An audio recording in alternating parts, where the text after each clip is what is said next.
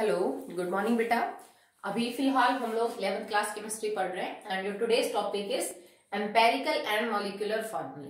तो last video के अंदर हमने आपको परसेंटेज कंपोजिशन एलिमेंट्स की किसी गिवन फॉर्मूले के अंदर निकालनी वो समझाई थी। आई होप आपने उसके न्यूमेरिकल कर लिए होंगे बिकॉज मोस्ट ऑफ द मैंने आपको करवा दिए थे, एक या दो ही आपके लिए छोड़े थे, तो आई होप हो गए होंगे आपके।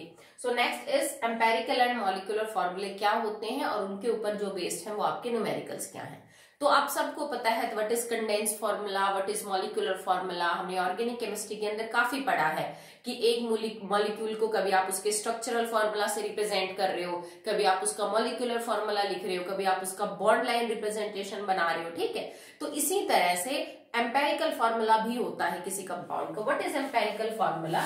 It is the simplest ratio, it is the formula, it is the formula in which elements are in the simplest ratio। ये किसी भी कंपाउंड का वो फॉर्मूला होता है जिसमें हम एलिमेंट्स को सबसे सिंपल रेशियो में रिप्रेजेंट करते हैं। हालांकि ये आपके कंपाउंड का एग्जैक्ट फॉर्मूला नहीं हो सकता, ठीक है। आपका फॉर्मूला किसी भी कंपाउंड का जो एग्जैक्टली है वो उसका मॉलिक्यूलर फॉर्मूला है। कई बार किसी मॉलिक्यूलर फॉर्मूले को और सिंपल करके लिखा जा सकता है। तो एनी कंपाउंड अगर उसका कोई और सिंपलेस्ट रेशियो में आप वर्जन बना सकते हो तो उसको हम बोलते हैं एम्पेरिकल फार्मूला, और जो उसका एग्जैक्टली फार्मूला है उसको बोला जाएगा उसका मॉलिक्यूलर फार्मूला, ठीक है। जैसे फॉर एग्जांपल आप लिखें कि आपके पास ग्लूकोज है C6H12O6, ये ग्लूकोज का मॉलिक्यूलर फार्मूला है, समझ रहे हो। This is the molecular formula of the glucose. अब मैं अगर इस कंपाउंड को खोल के लिखूं तो वो इसका स्ट्रक्चरल फार्मूला हो जाएगा। जैसे मैं ग्लूकोज को खोल के लिख दूं CHOC,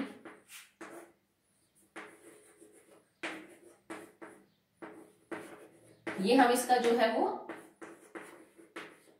स्ट्रक्चरल फार्मूला लिख रहे हैं,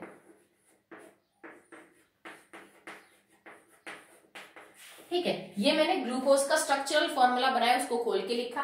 दिस इज द कंडेंस, और आप इसको मॉलिक्यूलर फार्मूला भी बोल सकते हो। आप चेक कर लीजिए 1 2 3 4 5 6, बाकी हाइड्रोजन 12 मिलेंगे आपको। 1 2 3 4 5 6 7 8 9 10 11 12, ऑक्सीजन 6 मिलेंगे। 1 2 3 4 5, 1 2 3 4 5 एंड 6, ठीक है। सो स्ट्रक्चरल कंडेंस। बट अगर आप ग्लूकोज के फॉर्मूले को चेक करें तो ग्लूकोज के फॉर्मूले में जो 6 कार्बन 12 हाइड्रोजन और 6 ऑक्सीजन है, ये रेशियो सिंपल नहीं है। मतलब एक कार्बन के लिए कितने ऑक्सीजन है, एक ऑक्सीजन के लिए कितने हाइड्रोजन है, इसको और सिंपल करके लिखा जा सकता है। इन सब में से मैं 6 को कॉमन ले सकती हूँ, ठीक है। अगर मैं 6 को कॉमन ले लूंगी तो ये फॉर्मूला ये हो जाएगा CH एंड O। अब देखो अगर आप इसमें से 6 को कॉमन लेते हो तो नाउ इट बिकम्स 2, ठीक है, CH2O। This is known as the empirical formula for glucose. This is empirical formula for glucose. मतलब किसी कंपाउंड का अगर और सिंप्लीफाइड वर्जन पॉसिबल है तो उसका वो जो सिंप्लीफाइड फॉर्मूला है हर एटम का रेशियो के हिसाब से, that is known as the empirical formula. इसमें आप क्या पता करोगे कि for each carbon atom there are 2 hydrogen, ठीक है। For there 2 hydrogen there is 1 oxygen, तो this is the simple ratio. और इसमें आप क्या कह सकते हो, हर 6 कार्बन एटम के लिए 12 हाइड्रोजन है, हर 12 हाइड्रोजन के लिए 6 ऑक्सीजन एटम है, but it can be simplified as this, okay. जैसे आपने कंपाउंड पढ़ा है हाइड्रोजन परऑक्साइड, भाई फॉर्मूला तो यही H2O2, ठीक है, पर हमने कभी भी इसको OH नहीं लिखा या HO करके नहीं लिखा ना, ठीक है। इसका रीजन होता है बिकॉज इसमें परऑक्साइड बॉन्ड दिखाना पड़ता है। हाइड्रोजन परऑक्साइड या फिर परऑक्साइड होते ही वही है जिनमें परऑक्साइड लिंकेज मौजूद हो, और परऑक्साइड लिंकेज होता है O और O के बीच के अंदर जो बॉन्ड होता है उसको हम बोलते हैं परऑक्साइड लिंकेज, जिसमें हर ऑक्सीजन के ऊपर नेगेटिव वन चार्ज होता है। अगर तुम इसको सिंपल करके OH या HO लिख दोगे तब तो O और O के बीच में कोई बॉन्ड ही नहीं बनेगा, then it will not be a peroxide, समझ रहे हो आप, ठीक है। इसी तरह से जैसे अब इस कंपाउंड को आप देखो तो ये तो इसका मॉलिक्यूलर फॉर्मूला है, बट OH या HO इसका क्या हो सकता है, एम्पेरिकल फॉर्मूला हो सकता है, बिकॉज सिंप्लीफाई तो हो ही सकता है ये। नेक्स्ट जैसे बेंजीन है C6H6। ओके, ये this is the molecular formula of the benzene. Structural आप इसको बना सकते हो, ठीक है।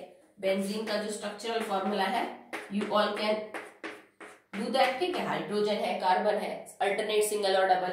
अब इसमें से अगर मैं 6 कॉमन ले लू, now it becomes CH, then CH will be the simplest ratio of element, ठीक है। इससे सिंपल और कुछ नहीं हो सकता इनका रेशियो। तो ये हो जाएगा empirical formula, and this and this, it will be the molecular formula. Can you get it? Molecular formula वो एग्जैक्ट और ट्रू फॉर्मूला होता है किसी भी कंपाउंड का, जिससे आपको पता चलता है कि उसके एक मोल में किसी एलिमेंट के कितने एटम्स या कितने मोल एटम प्रेजेंट है। जबकि एम्पेरिकल फॉर्मूले में हम उसी कंपाउंड के सिंपल से सिंपल रेशियो में ये पता करते हैं कि एक मोल मॉलिक्यूल के अंदर एक्चुअली में हर एलिमेंट के कितने कितने मोल जो है वो प्रेजेंट है, ठीक है। अब इन दोनों के बीच में रिलेशनशिप भी होगा भाई, किसी कंपाउंड का एम्पेरिकल फॉर्मूला और किसी कंपाउंड का मॉलिक्यूलर फॉर्मूला, वो एक दूसरे से रिलेट भी करते होंगे। जैसे ये है भाई, इन दोनों के बीच में क्या रिलेशनशिप काम कर रहा है, इसके और इसके बीच में क्या रिलेशनशिप काम कर रहा है, और इसके और इसके बीच में क्या रिलेशनशिप काम करता है। तो क्या काम करेगा बेटा,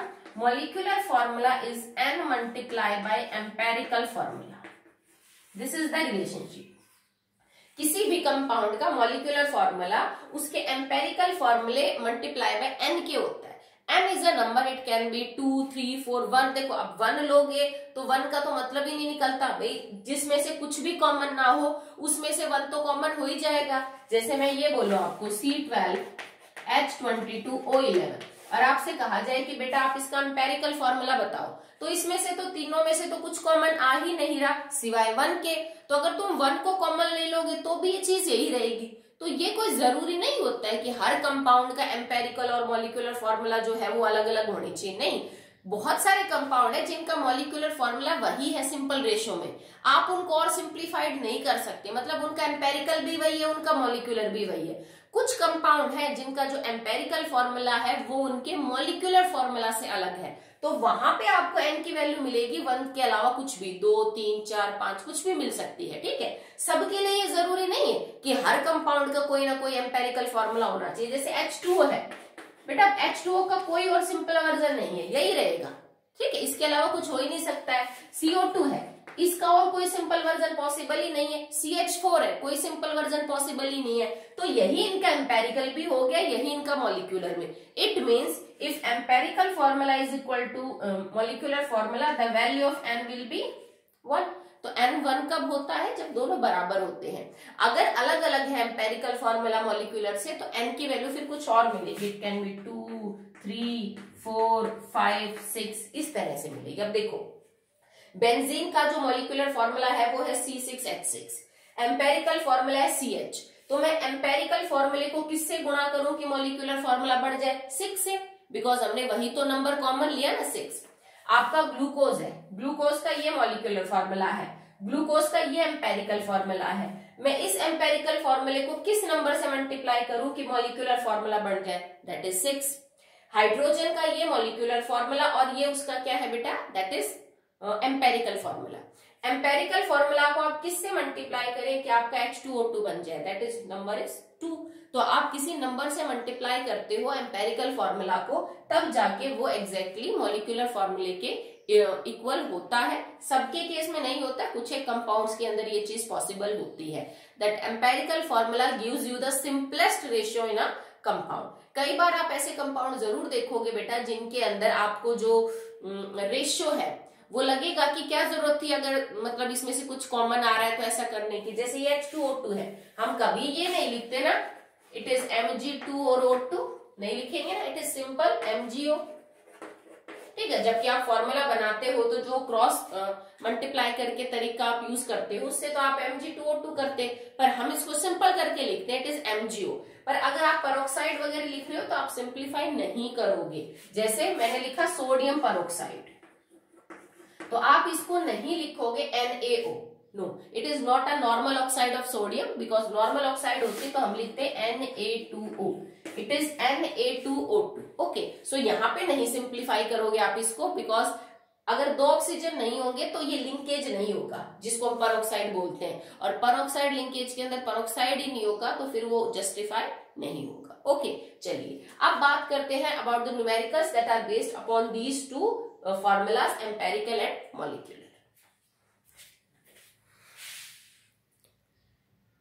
next topic is numericals based upon the calculation of empirical formula, कि आप किसी कंपाउंड का एम्पेरिकल फॉर्मूला कैसे निकाल सकते हो अगर आपको कुछ डाटा गिवन हो। तो पहले तो बेटा आपको क्या डाटा चाहिए जिससे आप पता कर सकते हो किसी भी कंपाउंड का empirical formula. So we need two things.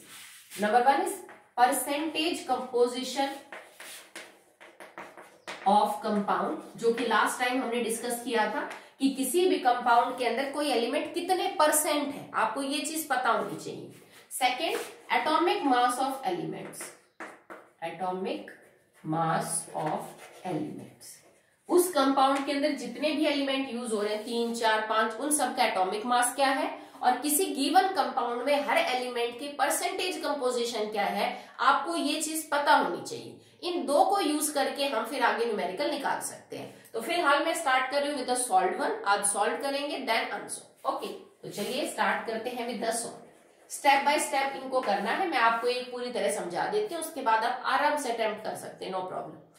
Question is an inorganic salt gave the following percentage composition. कोई सॉल्ट है, हमें नहीं पता, क्योंकि अगर मैं तुम्हें एलिमेंट भी बता दूं कि ये जो है वो सोडियम, ऑक्सीजन, सल्फर इसका बना हुआ है, तो ऐसे तुक्के थोड़ी ना मार सकते हो आपकी क्या फॉर्मूला होगा।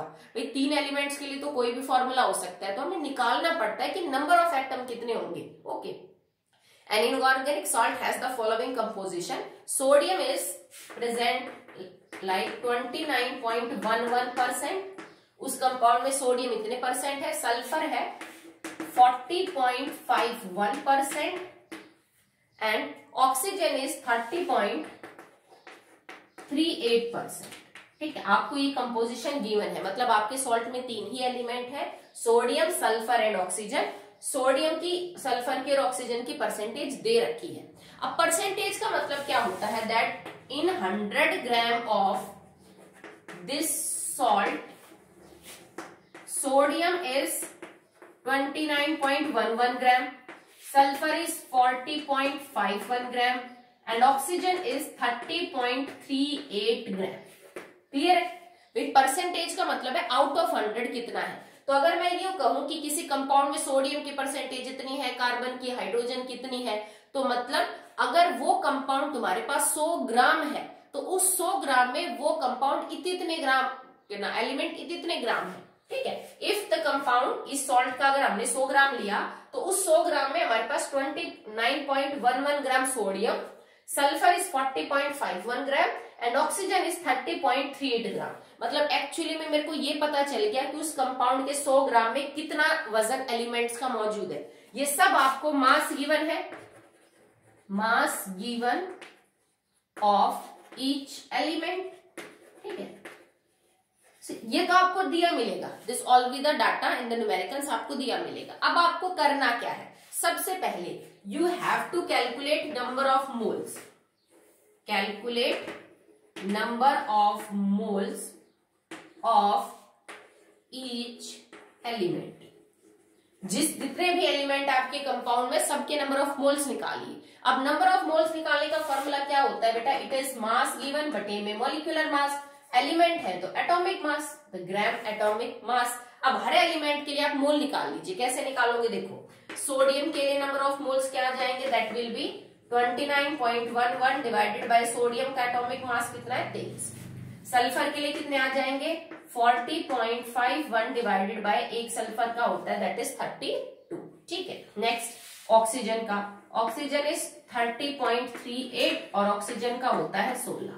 तो आप इन तीनों इक्वेशंस को सॉल्व करेंगे तो आपको एग्जैक्टली ये समझ में आ जाएगा कि how many moles of oxygen, sulphur and sodium are present in 100 gram of that sample. समझ रहे हो, अगर आपके पास इस सॉल्ट का 100 ग्राम मौजूद है तो उस 100 ग्राम में एक्चुअली में सोडियम के मोल कितने हैं, सल्फर के मोल कितने हैं और ऑक्सीजन के मोल कितने। अब एक बात बताओ, अगर उसके 100 ग्राम में मोल्स निकाल लेंगे तो हम उसके 1000 ग्राम में भी निकाल सकते हैं, हम उसके 2000 ग्राम में भी निकाल सकते हैं। Ratio will be the same ना। समझ रहे हो आप इस बात को कि 1 ग्राम के अंदर जो रेशियो होगा सोडियम, सल्फर और ऑक्सीजन का, वही तो रेशियो होगा उसके 100 ग्राम के अंदर भी। और उसके 1000 ग्राम के अंदर भी रेशियो थोड़ी ना बदल जाएगा कि मैडम अगर मेरे पास 100 ग्राम वाटर है तो उसमें हाइड्रोजन और ऑक्सीजन का मास का रेशियो ये है, जबकि अगर मैंने 200 ग्राम पानी लिया तो रेशियो अलग हो गया, नहीं होगा ना। तो आप 100 ग्राम में पता कर लीजिए, कंपाउंड में रेशियो वही रहेगा हमेशा, चाहे आप उसका कितना भी मास ले लीजिए। तो आपने इन तीनों को सॉल्व किया, हर बार न्यूमेरिकल में यही स्टेप आपको फॉलो करना है। तो आपने नंबर ऑफ मोल्स निकाले, मान लीजिए आपने नंबर ऑफ मोल्स कैलकुलेट किए, it comes out to be 1.266। इनमें कैलकुलेशन थोड़ी लंबी आएगी एंड एक चीज का ध्यान रखना बेटा कि अगर आपका पूरा कट जाता है तो बहुत अच्छी बात है, जैसे आपने मोल्स निकाले। तो अगर आपका पूरा नहीं कट रहा है तो आपको एटलीस्ट डेसिमल के बाद 3 डिजिट तक इस चीज को सॉल्व करना है। अगर कोई बच्चा इसको 1.2 मान के ही सॉल्व करेगा तो आपका आंसर वेरी करेगा। तो ऐसे किसी भी न्यूमेरिकल में डेसिमल के बाद आप 3 डिजिट तक, और ये चीज केमिस्ट्री में हमेशा याद रखना बेटा, किसी भी न्यूमेरिकल में अगर आप कैलकुलेशन कर रहे हो और वो कैलकुलेशन आगे यूज करनी है आपको, आगे फर्दर कोई चीज निकालने के लिए कोई वैल्यू पूछ रहा है, तो अगर पूरा कटता है तो ठीक बात है, पूरा नहीं कट रहा, आगे डिवाइड होना है तो आप कहां तक लोगे, ठीक है, ये तो है नहीं कि ले जाओगे। तो डेसिमल के बाद 3 डिजिट आप मैक्सिमम कैरी करोगे ही करोगे। सो हमने यहाँ पे लिखा और आपका लास्ट में आ जाएगा इट इज 1.897। आप इनको चेक कर लीजिएगा, आपका इस तरह का जो आंसर है वो आएगा। अब ये आ गया आपका। अब देखो अगर तुम इन मोल्स को चेक करो, so they are not in the exact number में तो नहीं है, तो हम क्या करते हैं ना कि इस रेशियो को और सिंप्लीफाइड करने की कोशिश करते हैं। मेरे को ये पता चला कि 100 ग्राम इस कंपाउंड में इतने मोल तो सोडियम के, इतने मोल सल्फर के और इतने मोल ऑक्सीजन के प्रेजेंट है, ठीक है। थोड़ा सा इसको सिंपल लिखने के लिए हम क्या करते हैं, जो भी आपका आंसर आए, चाहे 3 एलिमेंट और चीज, 4 हो चीज 5 हो, उनमें से सबसे कम नंबर ऑफ मोल्स जिस एलिमेंट के आ रहे हैं, बाकी हर एलिमेंट को उससे आप डिवाइड कर दो। अब उससे डिवाइड करने का मतलब ये हो जाएगा कि आप थोड़ा रेशियो अपना सिंपल कर रहे हो, दैट्स इट, और कुछ नहीं। ये जो भी आपके रिजल्ट आते हैं इनमें से जो सबसे छोटा आता है आपका आंसर, मोल्स हैं आपके, उससे सारे मोल्स को डिवाइड कर दो ताकि रेशियो सिंप्लीफाई हो जाए। अब मैं इसको इससे डिवाइड करूं, 1.266 divided by 1.266 and divided by 1.266, तो ये आपका 1 आ गया, ये आपका 1 आ गया। और इसको आप जब सॉल्व करोगे तो इट अप्रोक्सीमेटली कम्स 1.5। जैसे मान लो तुम्हारा आंसर आ गया 1.49, तो अप्रोक्सीमेटली 1.5 लिखा जा सकता है, ठीक है। 1.49 समथिंग आ गया, सॉरी 1.489 तो भी मैं लिख सकती हूँ। तो आप इसको सॉल्व करोगे तो तुम्हारा आंसर ही आएगा। इसका मतलब कि sodium 1, sulphur 1 and oxygen is 1.5। अब फॉर्मूले में कभी आपने ये लिखा देखा नहीं होगा कि कोई ऐसा फॉर्मूला हो sodium 1 and sulphur 1 and oxygen 1.5, तो हमें इसको होल नंबर में कन्वर्ट करना पड़ेगा, बिकॉज मॉलिक्यूलर फॉर्मूला हो, एम्पेरिकल फॉर्मूला हो, हम नंबर तो हमेशा पूरे होल ही लेंगे। तो आप इस पूरे उसको नंबर ऑफ मोल्स को किससे मल्टीप्लाई करें कि ये सारे जो नंबर है वो होल हो जाए। So we can multiply it by 2। अगर आप इसको 2 से मल्टीप्लाई करेंगे तो अब आपका फॉर्मूला बन जाएगा Na2S2 and O3. So this is the formula of your compound. This is the empirical formula of your compound. बात समझ में आई हमने कैसे निकाला? सबसे पहले आपको दे रखा था परसेंटेज कंपोजिशन, उसका मतलब हुआ कि हमें 100 ग्राम में कोई एलिमेंट कितना मौजूद है वो दे रखा है। मास गिवन से इनके एटॉमिक मास को भाग करके मैंने इन सबके मोल्स निकाल लिए। नंबर ऑफ मोल्स निकालने के बाद देखो इसमें तो पॉइंट्स में आ गए, हो सकता है कि तुम्हारे नंबर ऑफ मोल्स डायरेक्ट ही आ जाते, जैसे मान लो कि डाटा ये दिया होता कि इसके नंबर ऑफ मोल 2 आ जाते, इसके 3 आ जाते, इसके 5, तो मेरा फॉर्मूला सीधा हो जाता, फिर मुझे स्टेप ही नहीं करना पड़ता। इट इज Na2S3O5, ये मेरा सीधा फॉर्मूला हो जाता। अगर नहीं आ रहा है तो आप सबसे कम नंबर ऑफ मोल्स को डिवाइड कर दीजिए सबसे, ताकि कम से कम एक टर्म तो 1 आ जाए, फिर उसके रेस्पेक्ट में बाकी हम सॉल्व कर लेंगे। अब भी तुम्हारा रेशियो नहीं आ रहा होल नंबर में, तो उस पूरे जो भी आपकी टर्म दे रखी है सबको किसी ऐसे नंबर से मल्टीप्लाई करो कि जो रेशियो है वो होल नंबर में कन्वर्ट हो जाए। तो इस तरह से आप न्यूमेरिकल निकालोगे। तो ये जो फॉर्मूला आया this is an empirical formula, ठीक है। अब देखो इसमें से कुछ भी कॉमन नहीं लिया जा सकता, नहीं ले सकते ना भाई, 2, 2, 3 में से आप कुछ भी चीज कॉमन नहीं ले सकते हो। आई होप आपको क्लियर है, ठीक है। The next numerical is 2 2.38 gram of uranium was strongly heated. तो यूरेनियम का कितना वजन दे रखा है आपको, 2.38 ग्राम यूरेनियम को हमने स्ट्रांगली हीट किया in a current of air, oxygen की प्रेजेंस में, हवा की प्रेजेंस में। The resulting oxide weight 2.806 gram, 2.806 gram. हमें नहीं पता कौन सी ऑक्साइड है, क्या फॉर्मूला है, और यूरेनियम की जो ऑक्साइड बनी ना, ऑक्सीजन की प्रेजेंस में हीट किया उसने, ऑक्सीजन के साथ रिएक्शन की, ऑक्साइड बना लिया, और उस ऑक्साइड का जो टोटल वजन है दैट इज 2.806 ग्राम। इसका सिंपल सा मतलब है कि 2.806 में से अगर मैं 2.38 घटा दूं तो जो वजन आएगा that will be the mass of oxygen. Oxygen का वजन आ जाएगा, क्योंकि यूरेनियम इतना था, ऑक्सीजन के साथ रिएक्ट करके कंपाउंड इतना हो गया मास में, तो इसका मतलब जो एक्स्ट्रा मास है वो ऑक्सीजन की वजह से ही है। ठीक है, सबसे पहले आपको क्योंकि परसेंटेज कंपोजिशन वगैरह दे नहीं रखी है तो आप उसको निकाल लीजिए। ठीक है, नहीं तो आप वैसे भी डायरेक्टली नंबर ऑफ मोल्स इसके निकाल सकते हो। व्हाट इज द मास, चलो परसेंटेज से निकालो, दैट विल बी इजी। तो आप यहाँ पे निकालेंगे परसेंटेज ऑफ यूरेनियम। तो यूरेनियम की परसेंटेज कितनी हो जाएगी भाई, टोटल कंपाउंड का मास क्या है 2.806, उसमें से यूरेनियम का कितना ग्राम है 2.38 ग्राम। सो 2.38 divided by 2.806 and multiply by 100, इससे यूरेनियम की परसेंटेज आ जाएगी, दैट विल बी 84.82%। क्योंकि कंपाउंड में दो ही चीजें मौजूद है, one is oxygen and one is uranium, तो अगर यूरेनियम की परसेंटेज आ गई तो ऑक्सीजन की परसेंटेज तो वैसे ही आ जाएगी।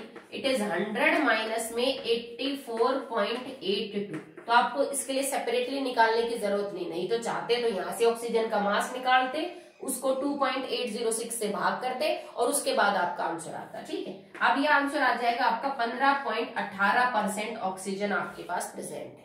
अब देखो परसेंटेज का वही मतलब हो गया कि 100 ग्राम सैंपल में कितनी ऑक्सीजन और कितना यूरेनियम दे दिया आपको।